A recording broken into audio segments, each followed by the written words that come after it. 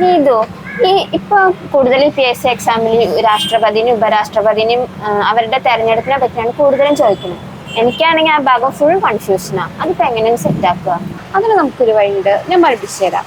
രാഷ്ട്രപതിയെ തിരഞ്ഞെടുക്കുന്നത് ഇലക്ടറൽ കോളേജാണ്. ഈ ഇലക്ടറൽ കോളേജിൽ വോട്ട് ചെയ്യാൻ പറ്റുന്ന കുറച്ച് അംഗങ്ങളുണ്ട്. അതാരൊക്കെയെന്ന് വെച്ചാൽ രാജ്യസഭയിലെയും ലോകസഭയിലെയും തിരഞ്ഞെടുക്കപ്പെട്ട അംഗങ്ങളും സംസ്ഥാന നിയമസഭയിലെ തിരഞ്ഞെടുക്കപ്പെട്ട അംഗങ്ങളും വരുന്നുണ്ട്.